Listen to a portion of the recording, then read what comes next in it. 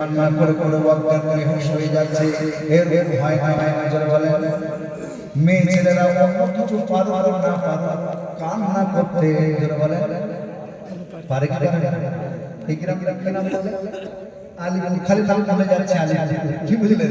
তো এই আলিপুরের মায়েদেরকে বেশি বলা যাবে না, যদি বেশি বলে ফেলি বলবে এই মৌলানা সাহেবকে আর জীবনে ঢুকতে দেওয়া হবে কি গো। তো মেয়েরা অন্য কিছু পারো না পারো বানিয়ে বানিয়ে কান্না করতে ভালো, ওটা সব জায়গার মেয়েরা পারে। আলিপুরের মেয়েদেরকে বাদ দিয়ে বলছে, বুঝলেন? ইনাদের ছোটার পরে বিপদ আছে। তো কান্না এবার শুরু করে দিয়েছে।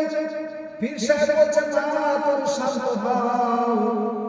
এবার তিনজনকে সম্বোধন করে পীর সাহেব বলছে বাবা আমি একটা তদবির জানি, তদবির চিকিৎসা জানি, যদি ওই চিকিৎসাটা করা যায় তাহলে মনে হয় আপনার সন্তান বেঁচে যাবে।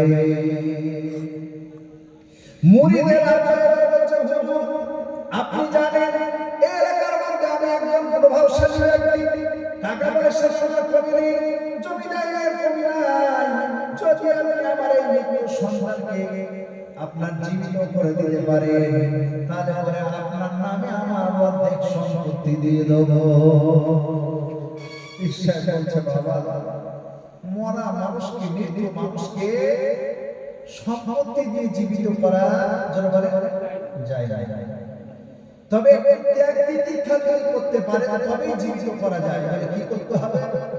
বলে আপনারা নিকটতম আত্মীয় মধ্যে যে পুণ্যার যত্ন করেন ওই পুরনো বিছানায় যে লোকটা আপনার যে ছেলেটা মারা গেছে, ওই ছেলেটা যেখানে মারা গেছে লাশটাকে একটু সরিয়ে নিতে হবে, আর ওই পুরনো বিছানায় ওই জায়গায় আপনাদের কাউকে শুতে হবে। আমি ঝাড়তে শুরু করব, ঝাড়তে ঝাড়তে দেখা যাবে কি এই ছেলেটা জীবিত হয়ে যাবে, কিন্তু পুরনো বিছানায় যে লোকটা শোবে সেই লোকটা কিন্তু মারা যাবে। কি গো তাবিজ করে দেখেছেন? তো গ্রামের মানুষরা বলছে চাচা একটু আগে তো আপনি বলছিলেন আপনার হায়াত দিয়ে আপনার সন্তানকে বাঁচিয়ে নেবেন, সেই সময় এসে গেছে, এবার আপনার সুযোগ আপনার সন্তান কি হবে জীবিত যারা বলে হয়ে যাবে। কি গো চাচা সবে বলে মনে হচ্ছে? চাচা আপন যা যারা বলে আচ্ছা চাচা এবার বলছে মরতে তো একদিন হবে, তার জন্য আমার কোনো আপত্তি নাই, এক জায়গাতে আমার আপত্তি নেই। বলে কি আপত্তি বলো? বলছে আমার যে ছেলেটা মারা গেছে একটা আমার সন্তান লেখাপড়া জানে না, আদতি দিয়ে বদর হয়ে গেছে, একদম জায়গায় পনিরের লেখাপড়া কিচ্ছু জানে না, অনেক আমার জমি জায়গা পুষ্কুনি রয়েছে, কাগজপত্রের অনেক গন্ডগোল রয়েছে, রেকর্ড করা হয় নাই, দলিলগুলো অনেক গন্ডগোল হয়ে রয়েছে। এখন যদি আমি মারা যাই এই সমস্ত সম্পত্তিগুলো কি হবে? অন্তরে চলে যাবে, আমার ছেলেকে উদ্ধার করতে পারবে না। তা আমি বলছিলাম কি আমার সন্তান তো মারা গেছে, ওর বাবা বাবার ব্যবস্থা করে দেন, কমসে কম আমার নাতি নাতনিদের নামে আমি দলিল পর্চাগুলো ঠিক করে দিয়ে যাই। বাবা হতে রাজি বলে আচ্ছা বলে শুনছে না? সব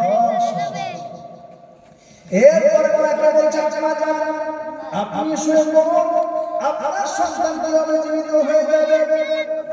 মা বলছে মরতে তো একদিন হবে, কিন্তু এক জায়গায় আপত্তি হলো কি আমার এই সন্তানের আমার একটা মেয়ে আছে 5 বছরের মেয়ে, ওই মেয়েটার বাবার মুখ লাগা আমার সঙ্গে গোসল করে, আমার সঙ্গে ঘুমায়, আমার সঙ্গে খানা খায়, 24 ঘন্টা আমার সঙ্গে থাকে, মা বাবার প্রয়োজন করে না।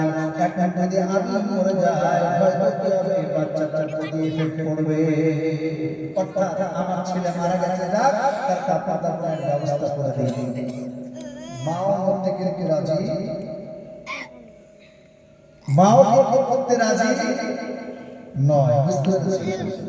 এরপরে বিবির কাছে গেলেন, বিবির কাছে গিয়ে বলছে ও মা তুমি তো কান্না করে করে বেহুশ হয়ে যাচ্ছ, তুমি এবার কি করো? আপনার ওই জায়গায় শুয়ে পড়ো, তোমার স্বামী কি হবে জীবিত হয়ে যাবে। তখন বৌমা কি বলছে জানেন? বলছে হুজুর আমার আব্বা মা